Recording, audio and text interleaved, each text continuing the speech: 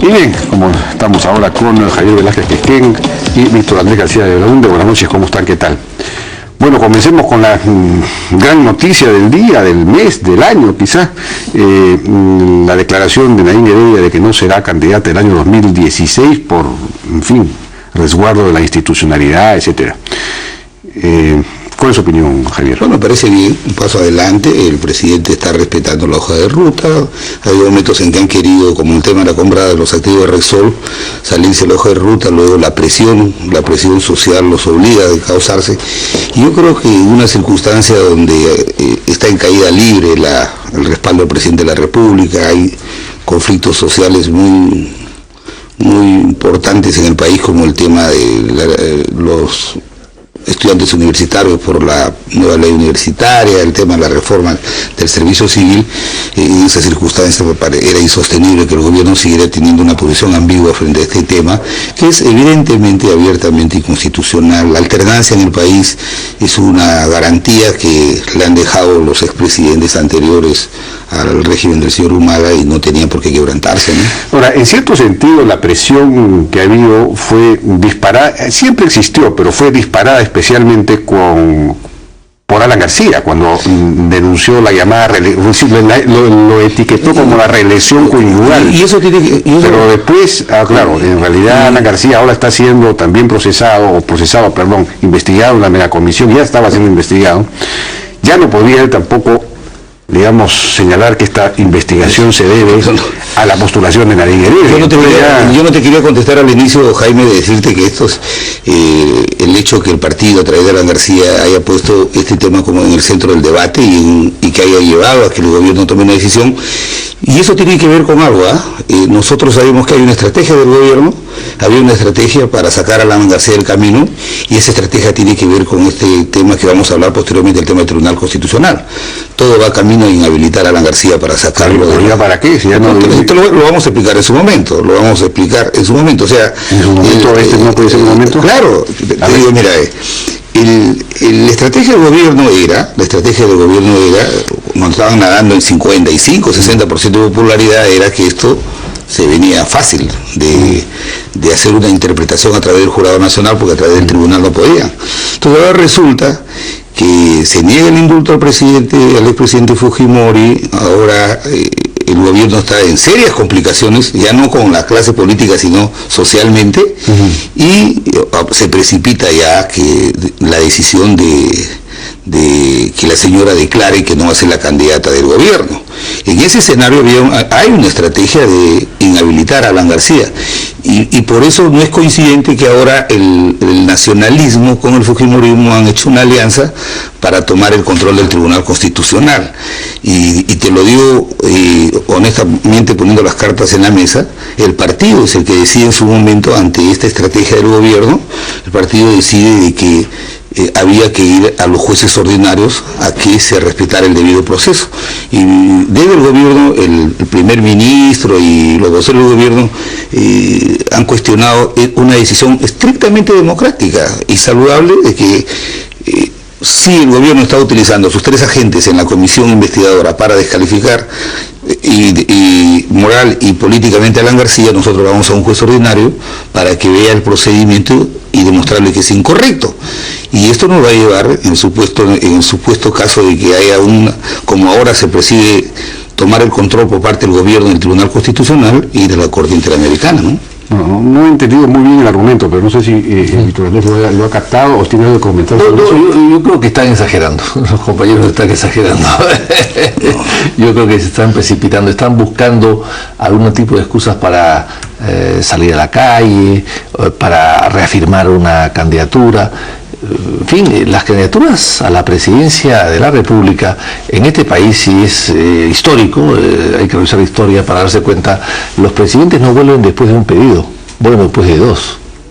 Entonces yo creo que hay que recomendar al doctor García Pérez que espere al 2021. ¿Por qué tanto temor? ¿Por qué no 2016? ¿Por qué tanto temor? No, es una constatación histórica, nada más. No es que yo deseo que... Yo sé que estás apoyando a Santos. No. ¿Vas a ir con Santos? No. Vamos a ganar a Santos. Al presidente de Colombia, sí. Pero en todo caso, ese es el primero. En segundo lugar, Desde el año 39 que el general Benavides impuso a Manuel Prado Ugarteche, no ha habido en el Perú, desde esa época hasta el día de hoy, un gobierno que haya podido dejar a su sucesor. Son imposiciones, eso es participar en elecciones. Pero siempre hay una primera vez, ¿no? Pero, por supuesto. Bueno, pero pretender que Nadine si hubiese sido sucesora de Ollanta, me parece una cosa absurda. No, Nadine es muy buena candidata, ¿no? Pero perdón, han habido muy buenos candidatos que no han podido ser impuestos por el gobierno saliente. Y finalmente hay que recordar que los gobiernos acaban siempre muy desgastados. El APRA acabó desgastada, Acción Popular acabó desgastada. No siempre, también. el primer gobierno de Fujimori que acabó, ganó como 64%. Depende, fue una primera dama de un candidato porque tiene derechos y no tiene obligaciones. Si tuviera la condición de funcionaria pública, obviamente se hubiera podido impugnar los actos y las acciones de gobierno que ha venido realizando. Pero la percepción que tiene... Pero, por ejemplo, ustedes han revisado porque una primera... Yo primero pensé, hace algunos que no había leído el informe de la Contraloría, de repente Nadine Heredia hace este anuncio hoy día para de alguna manera contrarrestar el informe de la Contraloría sobre sus gastos, en fin.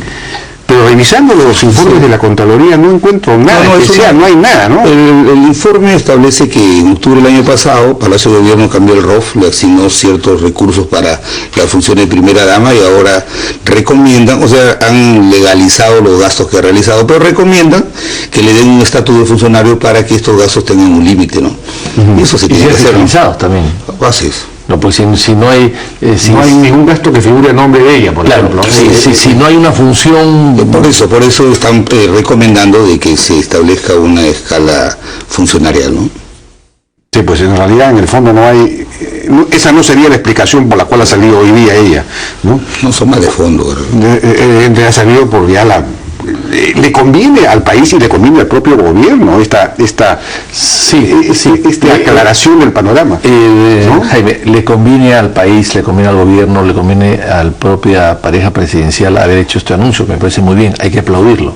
Sin embargo, internamente se debilita un poco el partido de gobierno, que tiene expectativas y esperanzas de seguir después del 2016 con la misma cantidad de gente, por lo menos en la bancada. Ella puede ser encabezar tiene que cambiar de estrategia. Tiene que cambiar de estrategia, evidentemente. Ella puede encabezar la lista congresal, estoy seguro que consigue. Bueno, y ser un motor como lo fue Keiko en la elección del 2006, claro, que fue un motor para su plancha, para su bancada, ¿no? Entonces no tiene impedimento legal ni constitucional, no hay ningún problema. Podría hacerse un cuestionamiento de carácter ético, pero de carácter legal y constitucional no hay ningún impedimento, ¿no? Lo que sí afectaba, esa candidatura presidencial afectaba el principio de alternancia que inspira el mandato constitucional. Bueno, pero no sé si vale la pena seguir profundizando, pero lo que no he entendido bien es esta conjura para tomar el Tribunal Constitucional y inhabilitar a Ana García.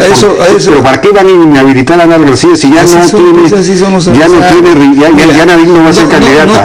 No queremos ya no tiene sentido. La relación conyugal. Pero lo que te quiero decir es lo siguiente: el año 95 se modifica la ley que establecía que para elegir los miembros del Tribunal Constitucional se hiciera por concurso público. Se argumentó, y la evidencia así lo mostraba, de que los notables, o sea, los juristas notables, no participaban porque eran maltratados en el Congreso. Las comisiones que los evaluaban le preguntaban de todo menos de las funciones que iban a hacer. Entonces luego se dijo que eso era muy elitista y se dejó sin efecto y se volvió al camino del concurso. Luego vino nuevamente el maltrato y no se presentan los mejores juristas, la gente calificada y notable del tribunal, porque son maltratados y en última instancia son baloteados.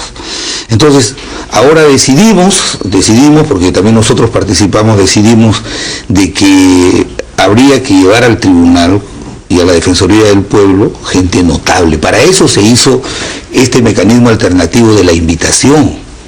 Porque si hubiera sido concurso, como esto se transparentaba a través de la televisión del Congreso, se iba a ver que iba a haber un manipuleo. De acuerdo, pero primó el cuoteo. Entonces, ¿qué pasa? Caímos en la trampa. O sea, de buena voluntad todos apoyamos la invitación, que era el mecanismo para invitar a los notables, por ejemplo, a Domingo García Belaúnde, a Javier de Belaúnde, tantos juristas notables que era para los notables. Y de pronto... te diré, Ramos, por ejemplo, Carlos Ramos, que se quedó. Muy bueno. Entonces, ¿qué pasa? Caímos en la trampa. Se acuerdan los fujimoristas con los nacionalistas y deciden establecer el sistema de proporcionalidad de cuota, de cupos. A ti te corresponden 3 por el número de votos, a ti 2, a ti 1. No fue un acuerdo entre ellos. Claro, y nosotros quedamos como convidados de piedra. Claro, por eso. No tienen cantidad suficiente. Por eso. Ustedes no tienen exactamente. Pero la idea de la invitación, y justamente discutimos de la conformación de esta comisión evaluadora que sea plural y no proporcional, justamente para que todo el Parlamento participara en la sugerencia de estos notables. Plural y no proporcional. Porque ¿qué significa? En el debate de la modificación de la ley, Otárola del nacionalismo decía, esta comisión que va a evaluar a los que vamos a invitar tiene que ser conformada proporcionalmente. Tú tienes tanto número de escaños, te corresponden a ti 3, a ti 2. Nosotros peleamos y dijimos, no, ahí tienen que estar representados uno de cada bancada, se aplica al pluralismo. ¿Y eso se aprobó? Y se aprobó. ¿Sí? Por eso es que estamos nosotros ahí. Pero de pronto, cuando se instala la comisión, ellos se juntan la mayoría y dicen, no, esto tiene que aplicarse aquí los cupos. Tú tienes 43, te corresponden 3 activos a ti 1, y entonces pero esto le dan un manejo perverso. Vamos a lo del tribunal. Pero te digo lo siguiente, por primera vez en el país, el tribunal va a ser tomado por funcionarios del gobierno. Por funcionarios del gobierno. ¿Funcionarios del gobierno? Dime una cosa. El señor Víctor Mayorga es embajador, es funcionario del gobierno, ¿no? ¿Víctor o Manuel? Víctor Mayorga, fue congresista con nosotros. Oiga, Víctor Mayorga es miembro del Partido Comunista, ¿no? Claro. En su juventud fue. ¿En su juventud? Sí, hace muchos años de esto. Él y el ex congresista Cayo Galindo, que es funcionario del Congreso, son funcionarios del gobierno. Entonces, la idea de la invitación no fue inspirada para eso, para que entren funcionarios del gobierno o los partidarios, sino era para invitar a notables, a gente que no quería postular. Es una vergüenza si lo que hago. Y entonces han hecho prevalecer su mayoría, está bien. Nosotros, yo he dejado sentado mi posición en contra, porque para eso no se inspiró el tema de la invitación. Entonces vamos a pedir que se derogue la invitación e ir a un concurso donde podamos inducir a que los mejores juristas puedan participar para elegir a los miembros del Tribunal Constitucional. Y en el caso de la Defensoría del Pueblo, demuestra pues este tipo de alianza, de componenda, ¿no? Nosotros nos agarramos 3 del tribunal y tú, Perú Posible, te agarra la Defensoría del Pueblo. Entonces, nosotros hemos cuidado, te digo, nosotros los apristas, porque en la época de Toledo y en la época desde que se fundó la Defensoría del Pueblo, siempre hemos buscado desde el Parlamento que el defensor del pueblo sea una persona que éticamente no sea cuestionable. Por eso es que se eligió a Jorge Santisteban en Noriega, por eso es que nosotros inducimos a elegir a Beatriz Merino, que estaba en el Banco Mundial, la invitamos para que participara. Pero el origen de la designación de la doctora Freites es absolutamente inconveniente. No, es de Perú Posible. Exactamente, ¿cómo se puede? No tiene sentido que sea militante de un partido, ¿no? Mira, bueno, en realidad, a ver, Javier Velázquez tiene bastante razón. Lo que pasa es que no lo ha dicho desde el primer momento. Sí lo he dicho. Tú no has estado, Víctor. Bueno, pero nosotros hemos planteado, y está Javier acá de testigo, desde el primer momento que había que elegir uno por uno, en consenso.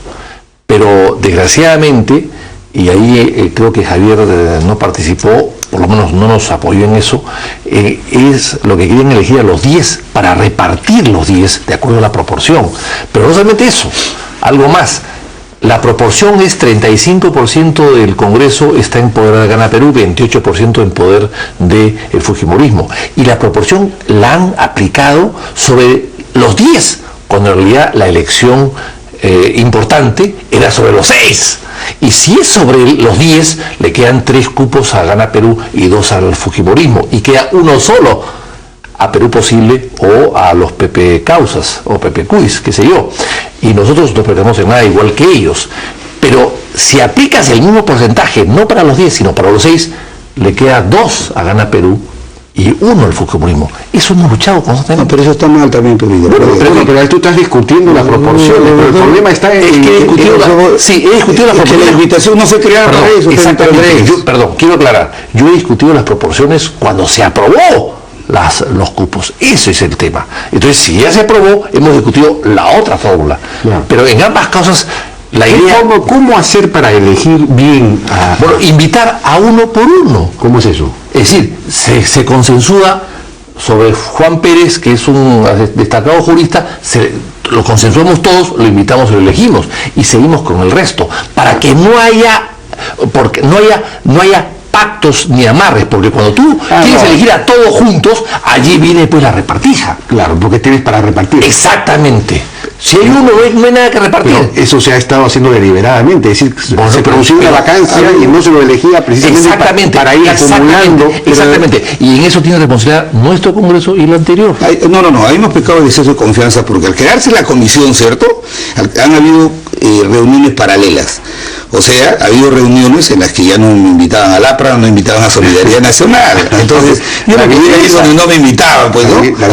Entonces, nosotros nunca preveímos que si este sistema de invitación era para invitar notables y no maltratarlos, claro, ¿cierto? No maltratarlos en un examen donde les preguntaban cosas que no tenían nada que ver con la función que iban a desempeñar. Entonces ahora resulta que se juntan y se distribuyen los cupos y dicen, a mí me corresponde, a ti no te corresponde nada, que tú eres un convidado de piedra. Pero yo fui solamente a la última sesión a decir, yo estoy en contra de eso. Y esto se lo he explicado al presidente del Congreso, porque esto es gravísimo. Eso no ha pasado en el gobierno nuestro ni en el anterior, ¿no? Esta fórmula de elegir uno por uno, eso es una solución, ¿no? Así, yo sí creo que sí. Pero eso habría que establecerlo por ley o algo, porque tú puedes... ¿Cómo se obliga a eso? Ahora, peor aún, porque como salen 6, entran 6, van a tener que salir 6 igual también. Entonces, a partir de ahora, van a hacer la elección de siempre de 6, no de 1. Vamos a cambiar la ley. Eso es fatal. No solamente porque desarmas un tribunal de 7, salen 6 y entran 6, lo desarmas, sino que además da lugar a la transacción y a la negociación, porque hay 7 bancadas, 6 cupos, o 6 bancadas, 6 cupos, cada cual quiere su cupo. Cuidado, eso es peligrosísimo. Sí, pues, ese es un tema complicado, ¿eh? Pero es primera vez que se siente presidente. En el caso donde no ha habido discusión, aparentemente mayor discusión es en el asunto de los directores del Banco Central de Reserva. Porque ya habían elegido todos la carnecita, que era el TC. Ese es lo único que interesaba. Entonces el BCR se va interesado. Eso exactamente. Y ahí funcionó a los mejores, porque los 3 son de gran calidad. Así. ¿Pero también se repartieron? ¿O? No, ya no. Aquí cosas repartidas. O sea, si había escogido ya Gana Perú, había escogido el fujimorismo, había escogido el Perú Posible, había escogido la Alianza por el Cambio, los únicos que quedaban afuera era el APRA, nosotros y Solidaridad. ¿Ustedes escogieron entonces a los de BCR? Bueno, sugerimos algunos nombres, entre ellos no, nosotros no participamos en nada porque estábamos en contra de ese procedimiento perverso de la familia. ¿Pero por qué, por ejemplo, a Perú Posible le ha tocado el defensor del pueblo? Es una cosa que no entiendo. Porque digamos, el cuoteo ha sido en general para los días. No, es que ha habido reuniones paralelas. Hubo una reunión de Gana Perú, de Perú Posible, que es su aliado, del fujimorismo y de Alianza para el Gran Cambio. Ellos suman 105 votos y acuerdan y deciden, y ahí se reparten y llevan a una reunión formal donde vamos nosotros y dicen, esto es así, a ustedes no les toca nada, ustedes miren nada más, por favor. Entonces, no, para eso no fue el procedimiento. De verdad que eso le hace un enorme daño al país. El que funcionarios del gobierno tomen el del Tribunal Constitucional. 6 miembros del Tribunal Constitucional actuales que acaban de ser designados, muchos van a ser designados, que han sido escogidos, constitucionalistas son Ernesto Blume y Eguiguren. También el doctor Sardón, el de... Sardón también, Sardón es de muy buen nivel. Así es. Pero además... Pero esto tiene que ver, ¿sabes por qué es importante? Resalto este tema de que no deben ir funcionarios del gobierno, porque si Gana Perú ha puesto 3 funcionarios del gobierno del tribunal, cualquier acción de inconstitucionalidad de una norma del Poder Ejecutivo la van a rechazar, porque se necesita la ley orgánica establece que se necesita no menos de 5 votos para hacer resolución. Entonces, eso tiene su trampa, y yo creo que el fujimorismo ha pecado de ingenuidad por poner 2 cupos ahí, está actuando como dama de compañía del gobierno en un tema que de verdad que le hace daño a la institucionalidad, ¿no? Bueno, pues yo les agradezco su participación. Muchísimas gracias a Javier Velázquez Quesquén y Torres García Belaunte. Vamos a una pausa y regresamos ahora con el presidente del Consejo de Ministros, Juan Jiménez Mayor.